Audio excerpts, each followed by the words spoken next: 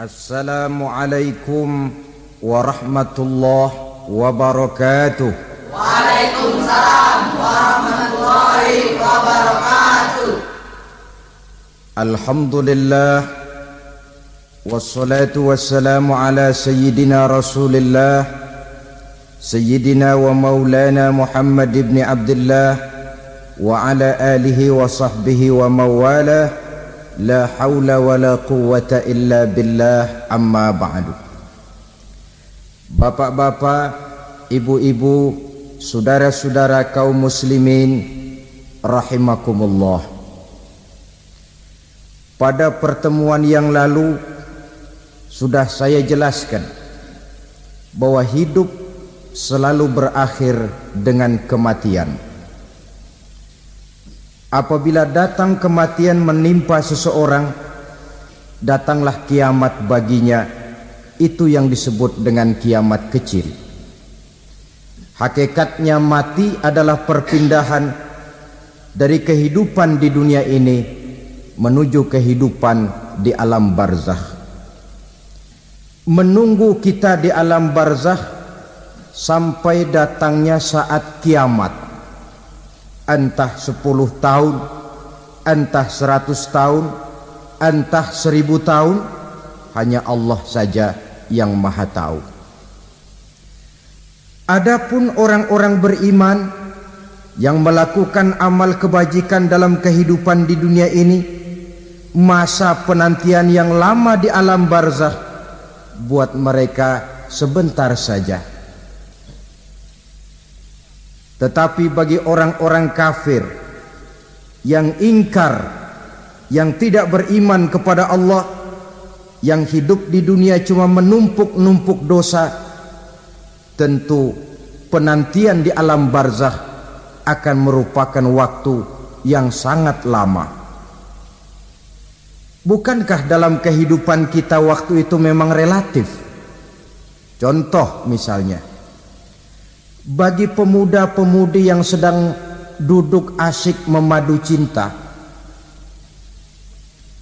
waktu 4-5 jam saja rasanya cuma 4-5 menit, tenggelam oleh keasikan. Tapi buat orang yang berbaring di rumah sakit, meratap di balik-balik apa itu tembok derita kata lagu,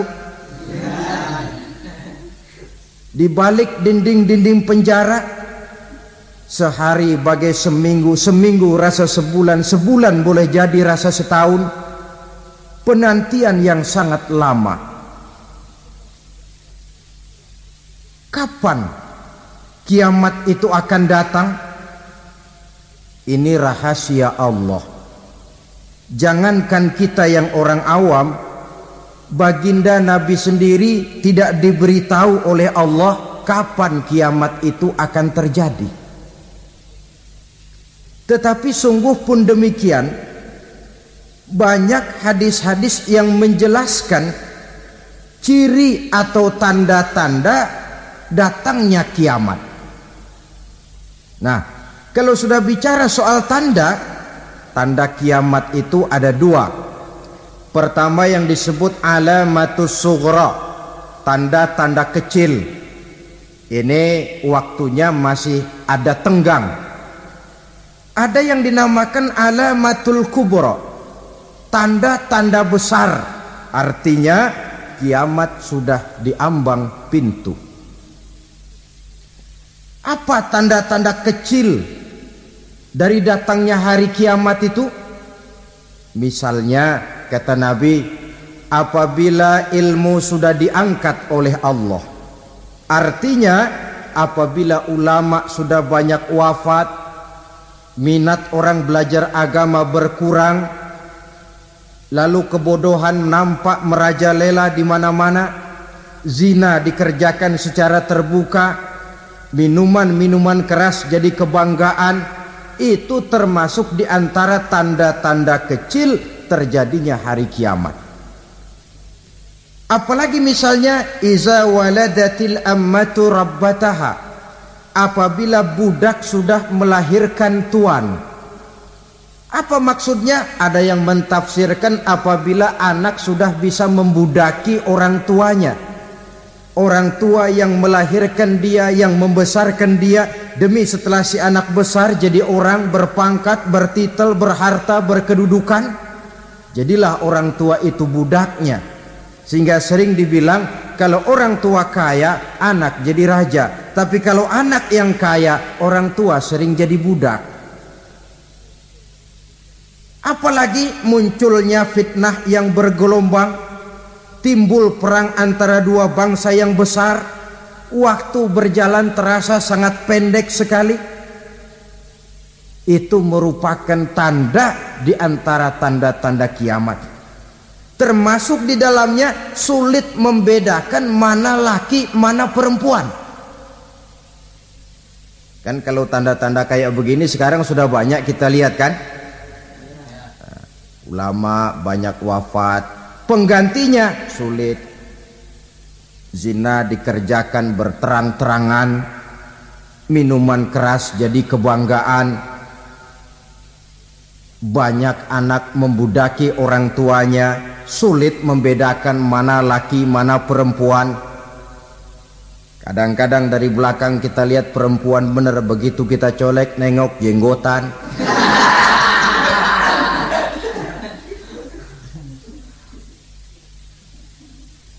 Ini termasuk tanda-tanda kecil, masih ada tenggang sampai akan terjadinya kiamat itu.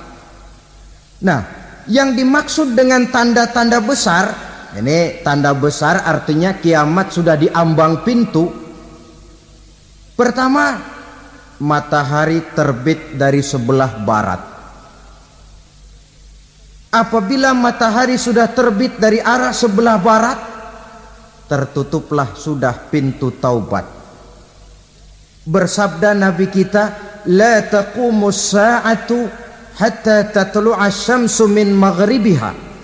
Tidak akan datang hari kiamat sampai matahari terbit dari arah sebelah barat.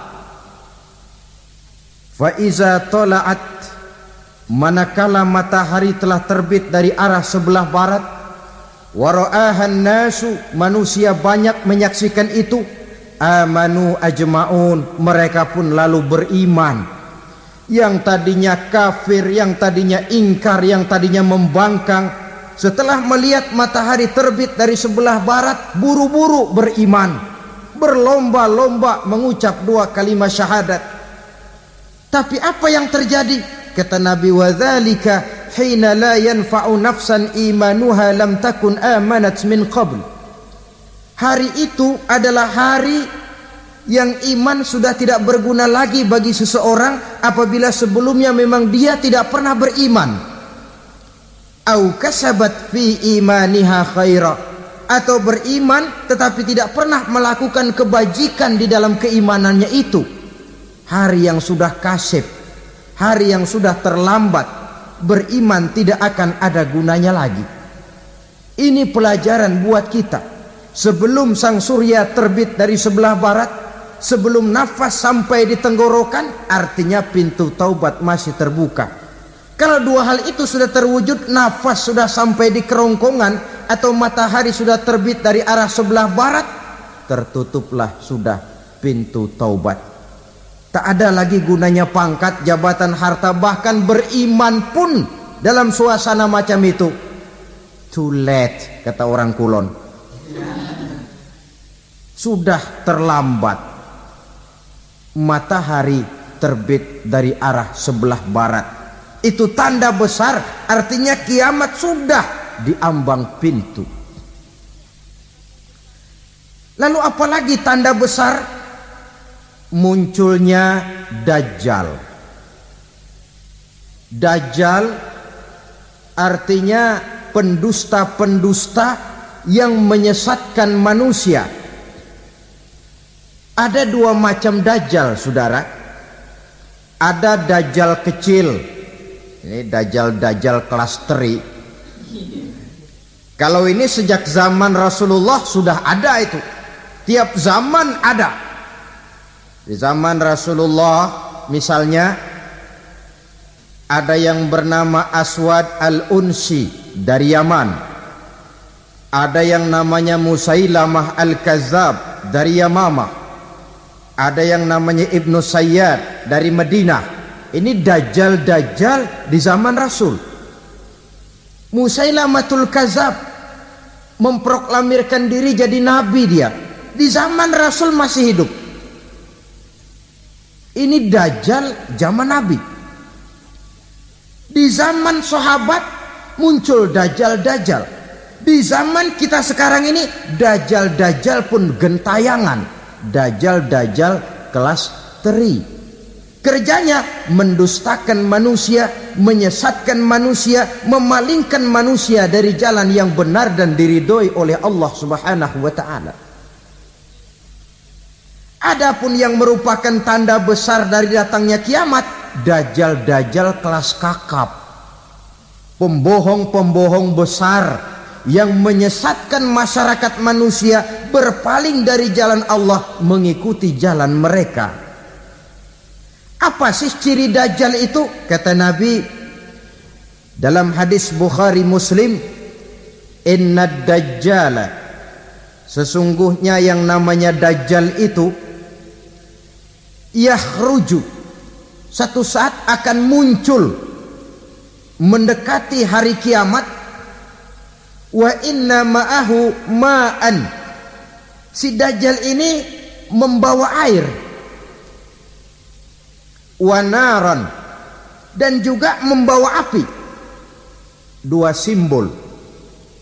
Di tangan yang satu dia bawa air, di tangan yang satu dia bawa api. Wa ammal ladzi yarahu an-nasu ma'an fanarun, adapun yang orang banyak lihat air, hakikatnya adalah api.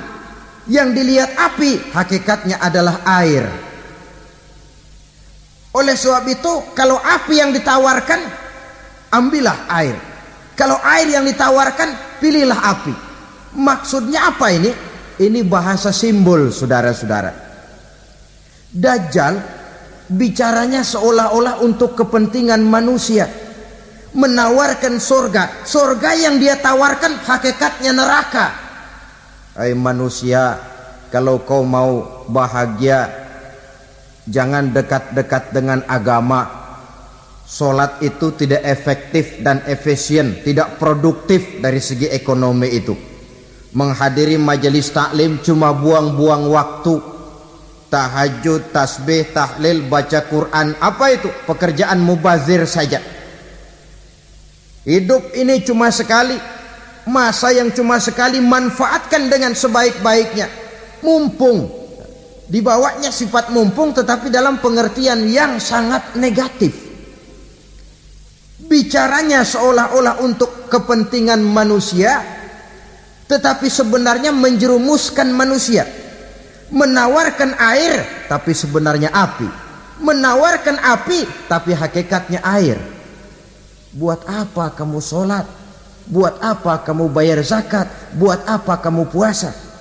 Surga yang dicanangkan dajjal hakikatnya neraka. Neraka yang digambarkan dajjal pada dasarnya adalah surga. Jadi memutarbalikkan fakta itu kerjaan dajjal. Yang hak jadi batil, yang batil dibilang hak, yang benar jadi salah, yang salah malah jadi benar. Tuntunan disuruh jadi tontonan, tontonan malah menjadi tuntunan. Itu pekerjaan dajjal profesinya.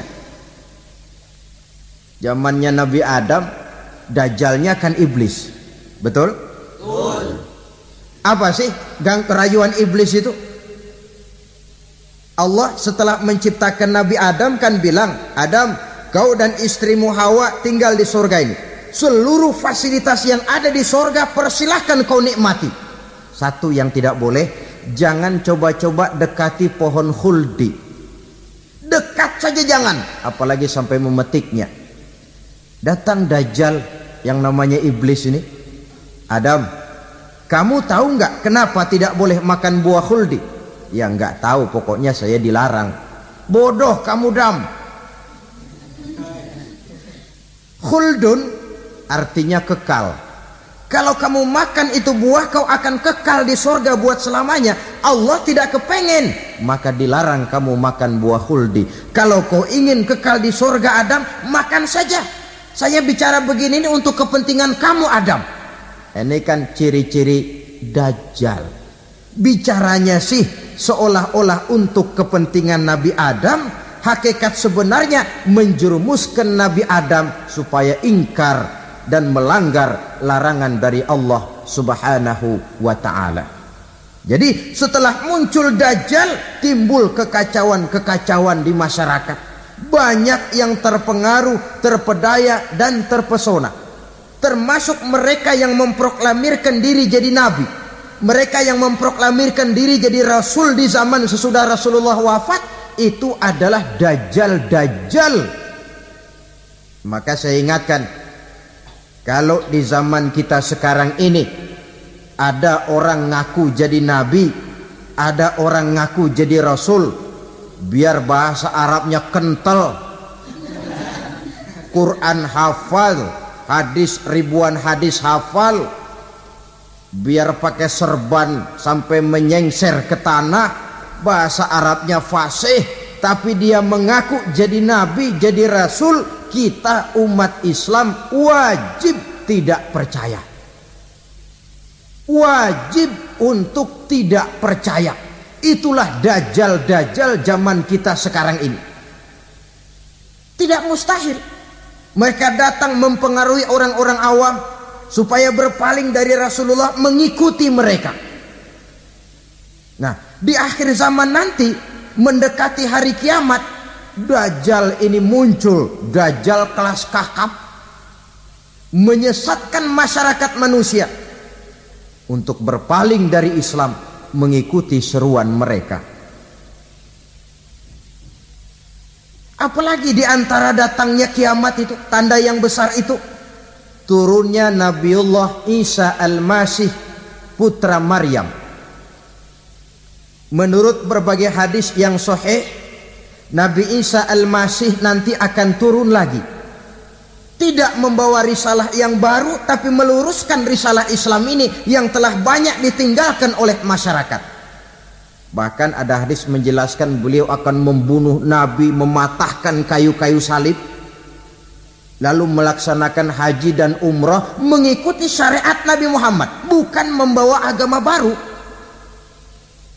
Menjadi semacam mujaddid, reformer, menyelamatkan manusia dari bisikan Dajjal. Bahkan ada riwayat yang menjelaskan bahwa Nabi Isa berhasil mengalahkan Dajjal, mengembalikan masyarakat manusia kembali kepada ajaran Islam yang datang dari Allah, dibawa oleh Rasulullah sallallahu alaihi wasallam. Dengan kata lain, turunnya Nabi Isa bukan sebagai nabi dan rasul baru, tetapi mengikuti syariat Nabi kita Muhammad sallallahu alaihi wasallam. Saudara hadirin, ibu-ibu hadirat yang saya hormati, kemudian apalagi di antara tanda-tanda besar akan datangnya kiamat itu? Keluarnya asap atau awan. Kata Nabi, inna min asrati sa'ah dukhanan yamla'u ma bainal masyriqi wal maghrib. Di antara tanda-tanda kiamat, munculnya awan atau asap yang memenuhi antara langit dan bumi. Ini pun diperkuat dalam surah Ad-Dukhan ayat 10. Fartaqib yauma ta'tis sama' bidukhanin mubin fayughshan nas hadza azabun alim. Bagi orang-orang yang beriman, mereka biasa-biasa saja. Tapi bagi orang kufur, datangnya asap dan awan ini merupakan azab yang kelewat pedih. Barangkali sedikit mendekati gambaran tentang azab yang pedih ini, saya ingatkan alam pikiran kita kepada peristiwa yang belum lama terjadi. Pernah dengar berita bocornya reaktor nuklir di Chernobyl, Uni Soviet? Pernah dengar? Nah. Bocornya reaktor nuklir di Chernobyl yang mengakibatkan ratusan bahkan sangat mungkin ribuan nyawa. Cuma satu reaktor Bagaimana kalau seluruh cadangan nuklir yang dimiliki oleh para negara adik kuasa ini diledakkan? Bahkan yang konon menurut catatan, cadangan nuklir yang dimiliki bersama oleh Amerika dan Rusia sekarang ini sudah sanggup memusnahkan 6 miliar manusia, 1,5 kali lebih banyak dari jumlah manusia yang nongkrong di permukaan bumi ini. Saudara-saudara hadirin yang saya hormati, lalu saat mendekati hari kiamat, apalagi tandanya? Setelah Nabi Isa wafat, pada saat turunnya yang kedua kali, lalu Allah meniupkan angin sejuk. Semua orang-orang beriman, orang-orang baik wafat, sehingga penghuni bumi ini cuma tinggal lagi terdiri dari orang-orang kafir. Tidak ada lagi di bumi ini yang bisa mengucapkan Allah. Sehingga dalam hadis qudsi itu ada keterangan, innallaha azza wa jalla yaqulu li Israfil. Allah pernah pesan kepada malaikat Israfil, kata Allah, Israfil, iza sami'ta qailan yaqul Allah Allah fa akhirin nafakh 40 sanatan ikraman liqailiha. Hai Israfil, apabila kau dengar di permukaan bumi masih banyak orang yang mengucapkan Allah Allah, maka tunda sangkakala kiamat itu 40 tahun. Untuk apa? Ikraman liqailiha, menghormati orang yang mengucapkan Allah Allah itu. Wah, jadi karena sekarang masih banyak yang mengucapkan Allah, besar hatilah kita, masih jauh kiamat itu. Tapi jangan lupa, kiamat pribadi, kiamat kecil itu yang gak kita sangka-sangka. Ajal datang mencabut nyawa, itu kiamat pribadi, dan itu yang pasti kita hadapi, dan itu yang membuat kita tidak boleh bersikap main-main di dalam kehidupan sekarang ini. Saudara hadirin yang saya hormati, tidak ada lagi orang-orang muslim. Seluruh penduduk dunia ini kafir. Lalu terciptalah struktur sosial yang berlandaskan prinsip hidup semau gue. Bakal terjadilah prinsip di mana yang kaya menyantap yang miskin, yang kuat menindas yang lemah. Hidup sudah bagaikan di rimba belantara, berlaku hukum rimba, siapa yang kuat dia yang menang, siapa yang lemah menjadi mangsa. Timbul kekacauan, maksiat merajalela, munkarat menjadi-jadi, sehingga isi bumi ini penuh dengan segala macam perbuatan dosa. Tidak ada perlunya lagi alam diperpanjang temponya. Datang saat yang sudah dijanjikan oleh Allah Azza wa Jalla, maka terjadilah yang disebut kiamat kubra, kiamat besar, kiamat hancur-hancuran. Bagaimana kejadian ini dimulai? Dalam surah Az-Zumar ayat 68, Allah Subhanahu wa taala berfirman, wa nufikha fis suri fasa'iqa man fis samawati wa man fil ardi illa man sya'allahu. Maka manakala ditiuplah sangkakala, terkejutlah seluruh yang ada di langit dan seluruh yang ada di bumi.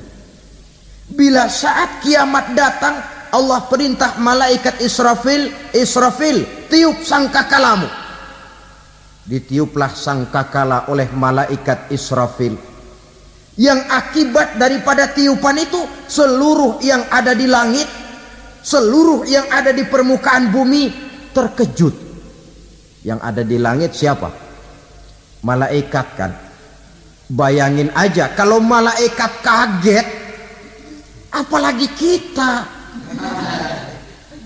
Terkejut seluruh makhluk yang ada di bumi, yang ada di langit mendengar suara sangkakala itu. Bunyinya tidak sanggup kita bayangkan dahsyatnya. ledakan nuklir, ledakan neutron, belum apa-apa ketimbang bunyi sangkakala malaikat Israfil ini. Nah, lalu mendengar bunyi sangkakala ini, gemparlah makhluk, kacaulah alam. Bumi gempa, planet-planet bertabrakan, gunung meletus, air laut tumpah ke darat, angin topan bertiup, halilintar menyambar. Lalu semua yang bernama hidup mati total.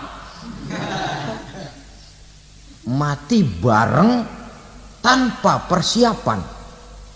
La haula wala quwata illa billah.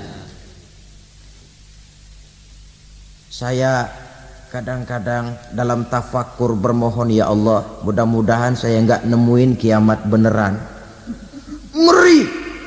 Tidak bisa kita bayangkan macam apa suasana seperti itu. Allah saja banyak memberikan gambaran, misalnya Al-Qari'ah, wa mal qari'ah, wa ma adraka mal qari'ah. Kejadian yang menggemparkan.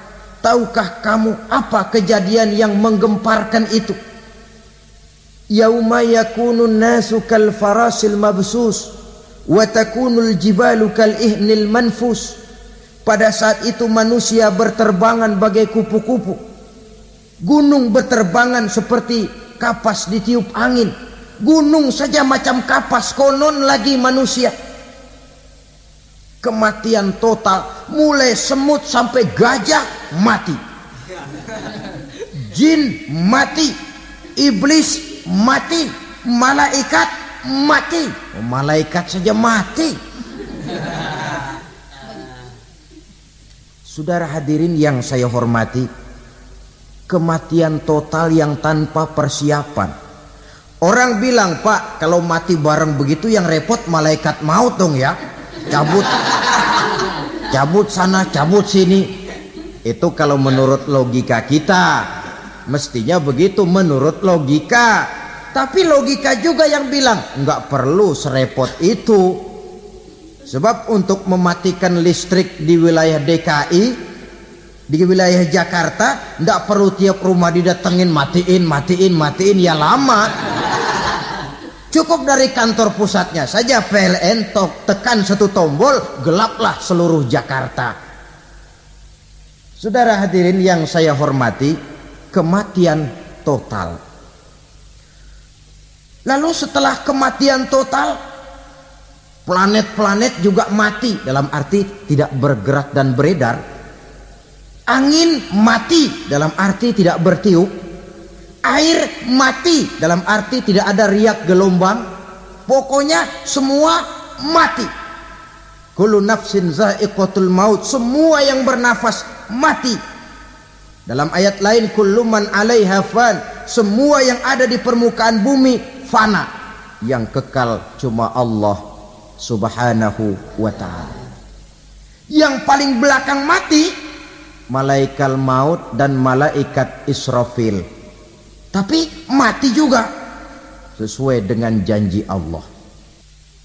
Menurut hadis Bukhari Muslim dari Abi Hurairah, masa tenggang waktu antara kematian total pada tiupan sangkakala pertama dengan proses kebangkitan pada tiupan sangkakala kedua 40 lamanya. Tidak dijelaskan oleh Abi Hurairah 40 jam, apa 40 hari, apa 40 tahun. Hadis-hadis cuma menyebutkan 40 saja. Sunyi alam, yang tinggal cuma Allah saja lagi. Ketika itu Allah berseru-seru, katanya, limanil mulkul yauma. Siapa para penguasa hari ini? Mana itu raja-raja dan penguasa yang dulu mengaku jadi Tuhan? Fir'aun. Mana Fir'aun sekarang? Yang dulu jadi raja, merasa berhasil, sombong, lalu tidak mau turun-turun dari kekuasaannya. sampai kepada puncak kekurang ajarannya mengangkat diri jadi Tuhan. Mana itu Fir'aun? Namrus, mana sekarang Namrus? La ilaha illa ana, ternyata tidak ada Tuhan lain selain daripada aku, kata Allah. Proses kemudian, saudara-saudara, turunlah hujan dari langit. 40 lamanya hujan itu, tidak jelas juga 40 jam apa 40 hari. Setelah air turun membasahi, datanglah tiupan sangkakala yang kedua. Semua yang bernama mati bangkit dari kuburnya masing-masing. Ini yang disebut Yaumul Ba'thi, hari kebangkitan. Allahu Akbar. Pada saat kita bangkit dari kubur kita masing-masing, kumpul di padang mahsyar namanya. Bayangin aja, saya sendiri nggak sanggup bayangin. Manusia sejak zaman Adam sampai zaman kiamat kumpul bareng di tempat sama. Berapa banyaknya itu?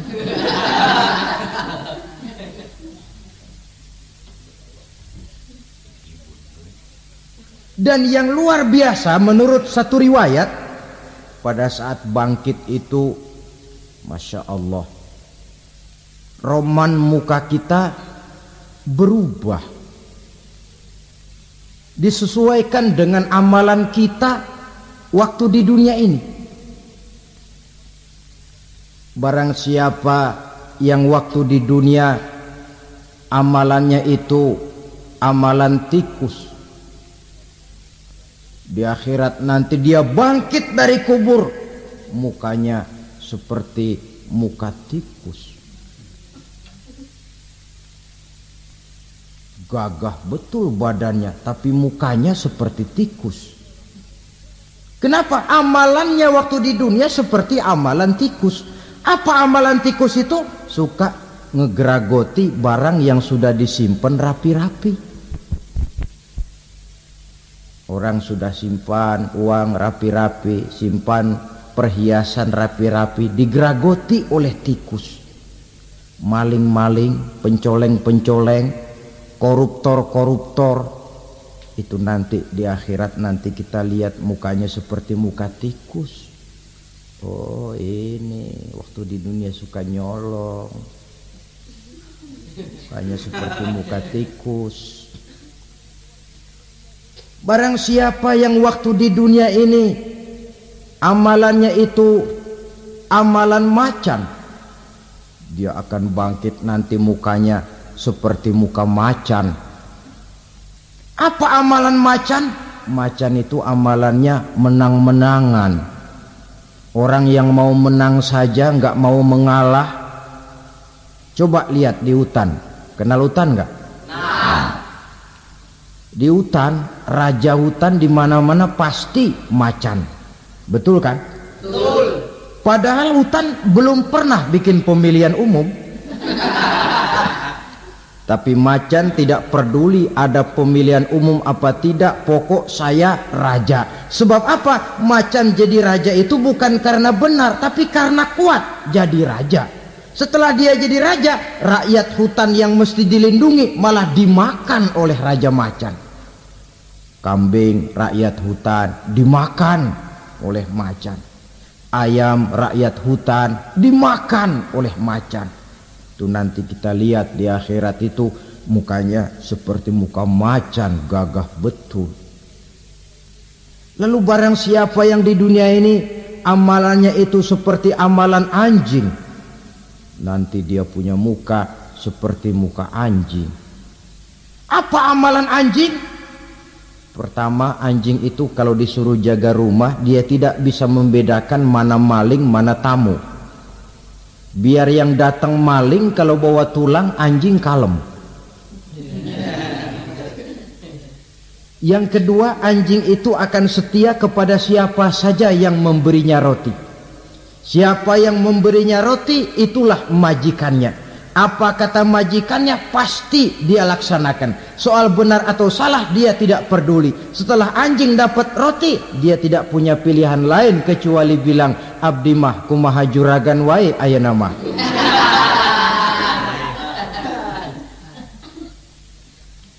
Saudara hadirin yang saya hormati,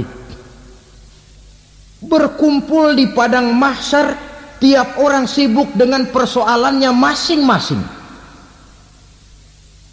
Matahari waktu itu didekatkan oleh Allah, panas luar biasa.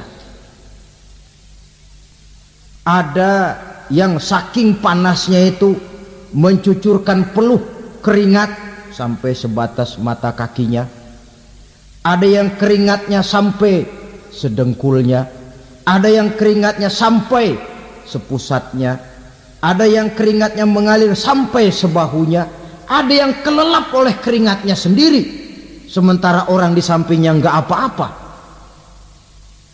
Bergantung lagi amalan dia waktu di dunia ini. Saudara-saudara, sebagian orang dalam kepanikan padang mahsyar berombong-rombong datang mereka menghadap Nabi Adam. Ya Adam, anta abal bashar. Hai Adam, Tuhan adalah bapak moyang manusia. Kami sebentar lagi akan disidang, dimintakan pertanggungan jawab. Tolonglah kami, hai Adam.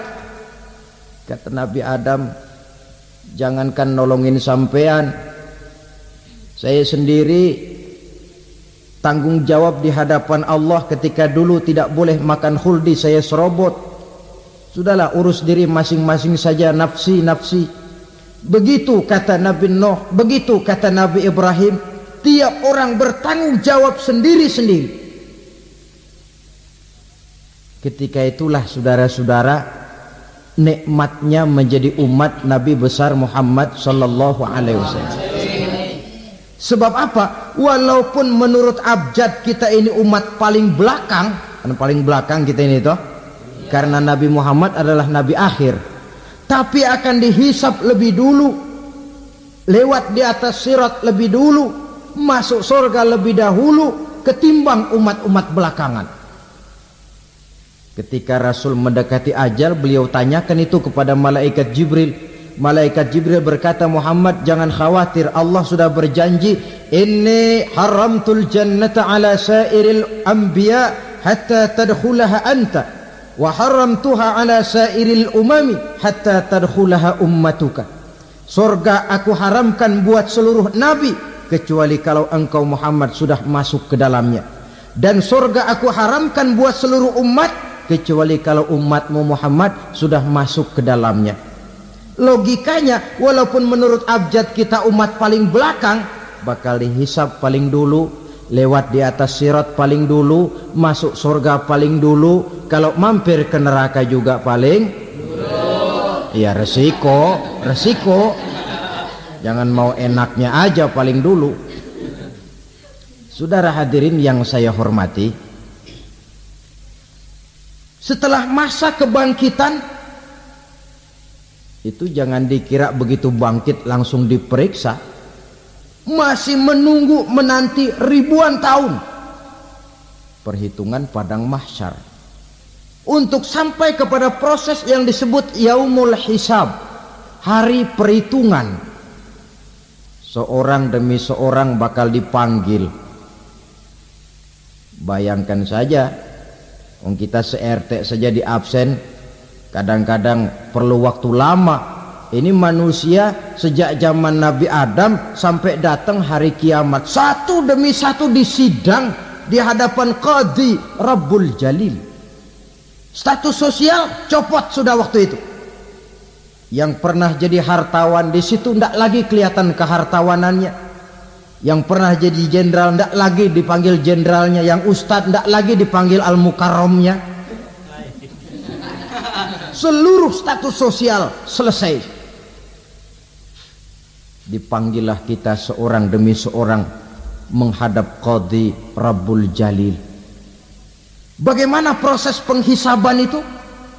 Pertama, proses tanya jawab. Di antaranya ada hadis menyatakan lan tazula qadama 'abdin yaumal qiyamah hatta yus'ala an arba'i khisalin. Besok di hari kiamat tidak akan bergeser telapak kaki seorang hamba sampai dia ditanya lebih dulu tentang 4 persoalan. Tentang ilmunya. Kemana ilmu itu diamalkan? Tentang umurnya. Di mana umur itu dihabiskan? Tentang masa mudanya. Kemana masa muda itu dipakai? Tentang hartanya. Dari mana harta itu didapat dan kemana harta itu dibelanjakan. Ini termasuk proses tanya jawab. Jadi kalau istilah pengadilan dunia, nama Fulan bin Fulan. Kamu waktu di dunia diberikan umur panjang untuk apa? Pernah mengalami masa muda, kemana kau habiskan masa remajamu? Kau diamanahkan ilmu, dengan apa ilmumu kau amalkan? Kau diberikan harta, dari mana harta kau dapat, kemana kau belanjakan? Tak seorang pun yang bisa mungkir. Sebab apa? Dikala itu yang menjadi saksi bukan orang. Yang menjadi saksi adalah seluruh anggota badan kita. Tangan bicara, kaki jadi saksi terhadap seluruh amalan yang pernah kita kerjakan pada saat kehidupan di alam dunia ini. Selesai proses tanya jawab, lalu diperlihatkan buku catatan kita waktu hidup di dunia ini. Jangan lupa Allah itu menyiapkan 2 superkomputer kepada kita. Sebelah ditempelin sebelah kanan, yang sebelah tempelin di sebelah kiri. Komputer itu namanya Raqib dan Atid. 2 malaikat yang apabila baik kita lakukan, refleks saja akan menulis kebajikan kita. Jahat kita kerjakan akan tertulis. Catatan itu nanti diperlihatkan kepada kita. Waduh, alangkah malunya pada saat diperlihatkan catatan kita, buku rapot kita merah melulu. Barangkali diperiksa sambil diomelin, brengsek lo. Buku merah melulu begini, bagaimana waktu hidup di dunia? Tidak cukup diperlihatkan buku catatan kehidupan, rekaman kehidupan. Rekaman kehidupan kita secara utuh sejak terlahir sampai ajal datang merenggut nyawa. Barangkali mirip dengan video sekarang ini, di mana terekam dengan baik seluruh kegiatan kita sejak yang sekecil-kecilnya sampai kepada yang sebesar-besarnya. Untuk kemudian kita pun menerima balasan. In khairan fa khairun wa in syarran fa syarrun. Kalau baik ya baik balasannya, kalau jahat ya jahat juga balasannya. Catatan-catatan kita diberikan. Kalau banyak kebajikannya diberikan di tangan kanan dengan cara yang halus. Kalau banyak kejahatannya diberikan dari sebelah kiri atau dilempar dari belakang. Itulah sebabnya sejak di dunia ini kita sudah mohon kepada Allah. Ketika berwudu membasuh tangan kanan, apa kita bilang? Allahumma a'tini kitabi biyamini wa hasibni hisaban yasira. Ya Allah, berikan saya kitab di tangan kanan, dan kalau saya memang perlu dihisap, hisaplah saya yang seringan-ringannya. Tangan kiri berlindung kita kepada Allah, jangan sampai diberikan kitab di tangan kiri atau dari arah sebelah belakang.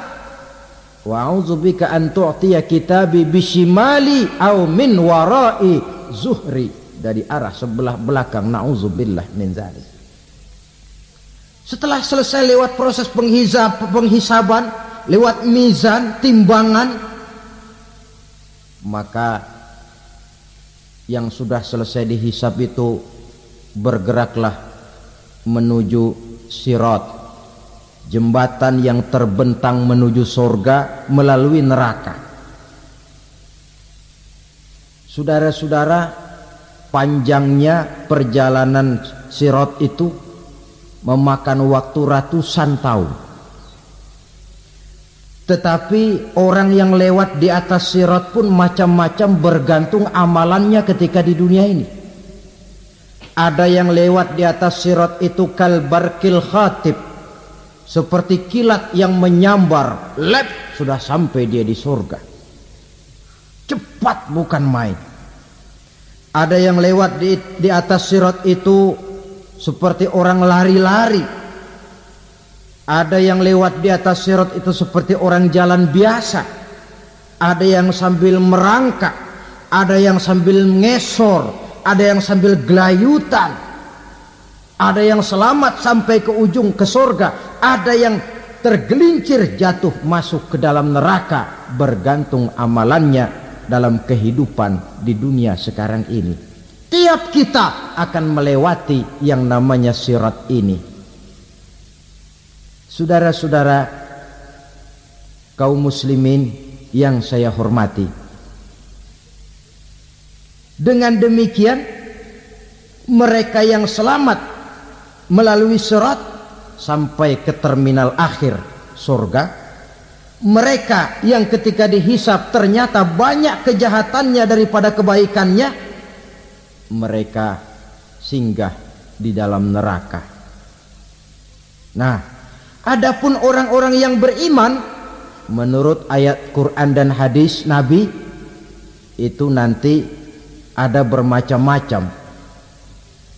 Ada orang beriman itu yang dimasukkan surga.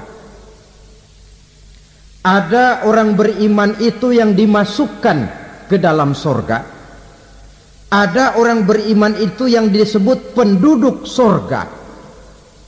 Kenapa lain-lain, Pak? Karena waktu di dunia amalannya juga lain-lain. Ada orang beriman yang masuk surga. Ini paling murah tiketnya. Mau masuk surga? Kata Nabi begini, ma min abdin qala la ilaha illallah thumma mata ala dhalik illa dakhalal jannah. Kalau seorang hamba sudah mengucap dua kalimat syahadat, dia yakin dengan kebenaran kalimat itu sampai matinya, orang itu akan masuk surga. Abi Dzar yang waktu itu diajak bicara heran, ya Rasul kok gampang betul? Iya, walaupun orang itu mencuri, iya, walaupun orang itu berzina, iya. Biar dia mencuri, biar dia berzina, kalau dia sudah mengucap dua kalimat syahadat, dia yakin dengan kebenaran kalimat itu sampai matinya, itu orang akan masuk surga. Jadi masuk surga cukup dua kalimat syahadat, yakin sampai mati, masuk surga. Itu perkara masuk. Tapi kalau pertanyaannya diterusin, masuknya kapan, Pak? Nah, ini lain lagi urusannya. Sebab ada yang masuknya itu langsung, ada yang mampir dulu. Di sana tempat cuma dua, kalau tidak surga, neraka. Mau ke surga tapi mampir dulu, yang mampirnya jelas di neraka. Kenapa? Dalam hadis qudsi ada riwayat, nanti itu di akhirat, setelah Allah selesai mengatur penduduk surga masuk surga, yang neraka masuk neraka, Allah berkata kepada malaikat Malik, malaikat Malik, labaik ya Allah, itu bajingan-bajingan tengik, manusia-manusia durjana yang waktu di dunia tidak mau sujud, jauh dari ulama, gemar melakukan yang munkarat dan maksiat, hidup di tengah masyarakat selalu jadi bibit keonaran, kufur, sudah masuk neraka semua. Sudah ya Allah. Nah, kalau sudah, coba sekarang kamu masuk, Malik. Saya, iya, masuk neraka. Mau apa ya Allah? Kata Allah, akhriju minan nar man kana fi qalbihi misqala habbatin min khardalin min iman. Kau masuk neraka, cari di dalam neraka orang-orang yang ada imannya walaupun kecil sebesar biji zarah, angkat mereka keluar. Masuk malaikat Malik ke neraka, cari orang yang ada imannya, korek-korek. Ya repot, udah pada gosong. Yang ada imannya diangkat ke atas, yang ada imannya diangkat ke atas. Lalu dimandikan di Nahrul Hayat, namanya sungai kehidupan di akhirat nanti.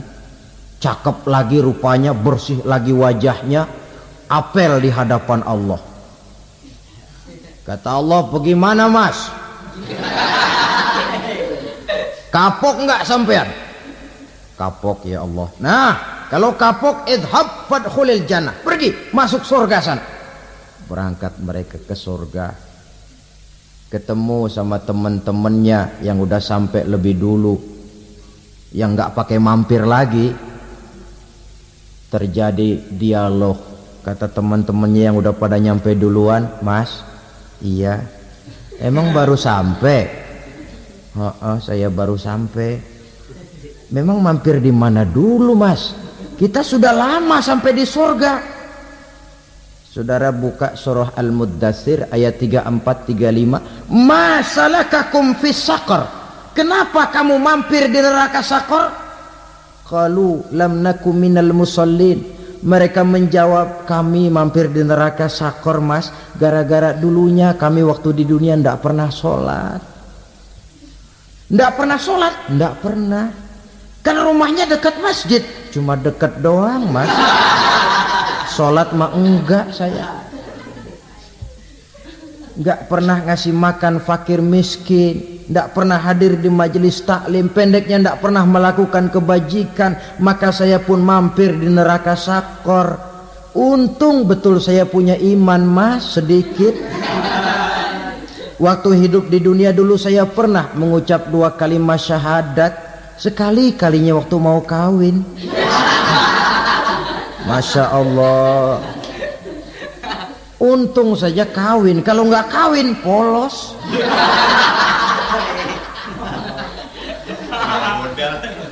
Itu juga pengulu sudah setengah mati ngajarin.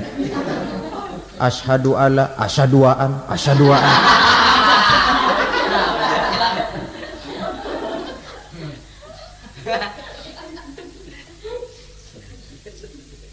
Ini namanya masuk surga, ada mampir dulu. Ada pula orang mukmin itu yang dimasukkan surga. Namanya dimasukkan kan terima beres. Saya masuk ke rumah, jalan sendiri, cari tempat sendiri. Saya dimasukkan ke dalam rumah, terima beres, pokok ada di dalam, itu dimasukkan namanya. Nggak pakai mampir. Tapi tentu tiketnya lebih mahal ketimbang yang pertama tadi. Apa kata Allah?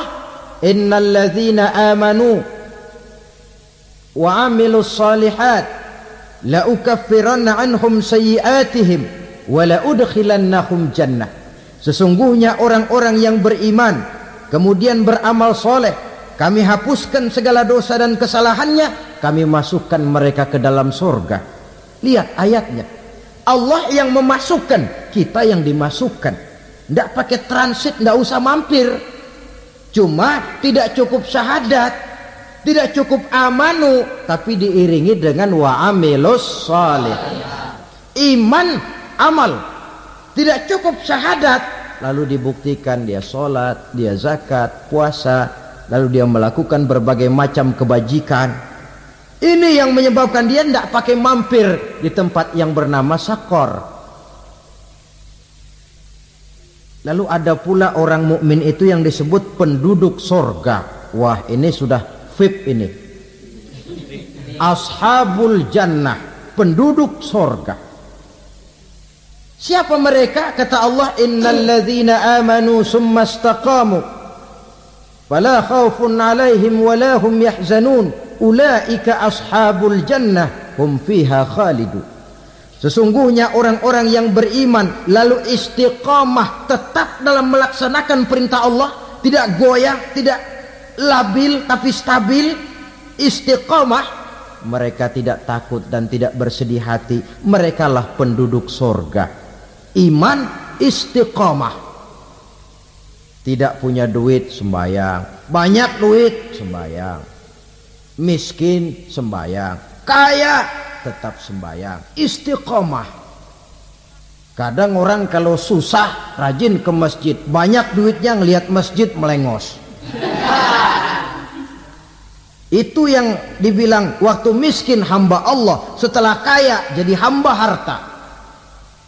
Bergeser, tidak ada nilai istiqomahnya. Saudara-saudara, dengan begitu penduduk neraka itu dua. Ada penduduk permanen, ada penduduk yang semi permanen. Yang semi permanen orang-orang beriman yang mempunyai dosa besar. Mereka masuk ke neraka untuk menerima azab sesuai dengan dosanya. Bila selesai masa azab itu, mereka akan diangkat untuk ditempatkan kembali ke dalam surganya Allah Subhanahu wa ta'ala. Nah, dikala itulah saudara-saudara, ada yang disebut syafaat dari Rasulullah sallallahu alaihi wasallam. Tapi tentu jangan lupa, syafaat ini ibarat kain menambal dia. Kita punya kain bolong-bolong sedikit, syafaat yang menambal. Salat kita ada kurang dikit, sedekah kita ada campur riya dikit, amalan kita ada tidak karena Allah dikit. Kita berharap syafaat. Jadi biarlah kain masih bolong-bolong, yang penting punya kain. Tapi kalau kainnya tidak ada, yang ditambal apanya? Sholat tidak, puasa tidak, zakat tidak, berharap syafaat saja. Ya, terlalu berlebihan itu. Saudara hadirin yang saya hormati, apabila selesai proses penghisaban, proses penghitungan, maka dikala itulah manusia terbagi dalam dua kelompok besar.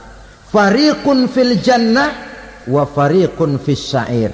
Sekelompok orang-orang beruntung yang masuk ke dalam surga, dan sekelompok lagi masuk ke dalam neraka. Akan memakan waktu untuk menceritakan sifat surga dan neraka, tapi insya Allah pada kesempatan pertemuan lain saya sampaikan. Namun sebagai gambaran umum cukuplah saya sampaikan sebuah hadis qudsi. Allah jelaskan, a'dadtu li'ibadiyas salihin ma la ainun ra'at wa la uzunun sami'at wa la khatara fi qalbil bashar. Aku sediakan buat hamba-hambaku yang soleh, yang tidak pernah terlihat oleh mata, tidak pernah terdengar oleh telinga, dan belum pernah terdetik dalam hati manusia. Jadi kenikmatan surga belum pernah dilihat mata, belum pernah didengar telinga, belum pernah terdetik dalam hati. Pedihnya azab neraka belum pernah terlihat mata, belum pernah terdengar telinga, belum pernah terdetik dalam hati. Saudara hadirin yang saya hormati, oleh karena itu sebagai uraian akhir daripada kiamat ini, marilah sama-sama kita memanfaatkan hidup dengan sebaik-baiknya, supaya jangan timbul penyesalan di hari kemudian nanti. Mudah-mudahan kita seluruhnya diselamatkan Allah dari azab neraka dan mendapat surga dan ridhonya. Sekian dan demikianlah pertemuan kita kali ini. Terima kasih banyak atas segala perhatian. Mohon maaf atas segala kekurangan. Usikum wa nafsi bitaqwallah. Wassalamualaikum warahmatullahi wabarakatuh. Waalaikumsalam warahmatullahi wabarakatuh.